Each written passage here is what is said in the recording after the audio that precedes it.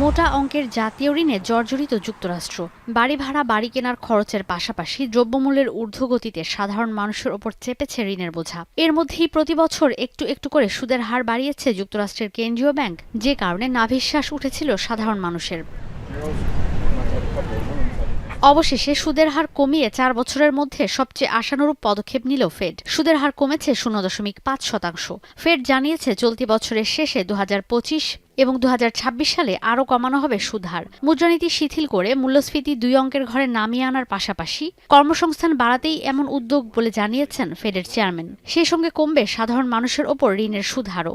This decision reflects our growing confidence that with an appropriate recalibration of our policy stance, strength in the labor market can be maintained in a context of moderate growth and inflation moving sustainably down to 2%. ফেডের আপাতত লক্ষ্য ঋণের সুদহার ৪.৭৫ থেকে ৫% মধ্যে স্থিতিশীল রাখা, যা আগে ছিল ৫.২৫ থেকে ৫.৫০% মধ্যে। ১ বছরেরও বেশি সময় ধরে উচ্চ সুদহার ধরে রাখতে গিয়ে মূল্যস্ফীতি, কর্মসংস্থান আর অর্থনৈতিক প্রবৃদ্ধি নিয়ে চাপে পড়ে মূলত সুদহার কমিয়েছে মার্কিন কেন্দ্রীয় bank. I don't see anything in the economy right now that suggests that the likelihood of a downturn is elevated. Okay, I don't see that.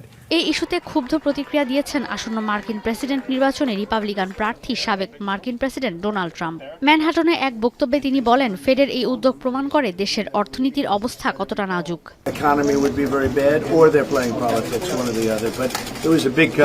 যদিও ফেডের এই উদ্যোগকে শতভাগ সমর্থন করছেন বিশ্লেষকরা। তারা বলছেন দেশের অর্থনীতিতে আস্থা ফিরেছে। এই উদ্যোগের সুফল পাবে দেশের চাকরির বাজার, মূল্যস্ফীতিও আসবে নিয়ন্ত্রণে। Bravo, Jay Powell. Bravo. I am very happy. I've been saying for a while here that Jay Powell got a little behind the curve.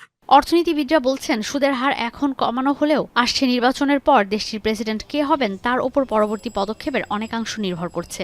তবে এই পদক্ষেপ অন্যান্য দেশের জন্যও ইতিবাচক বলে মত তাদের।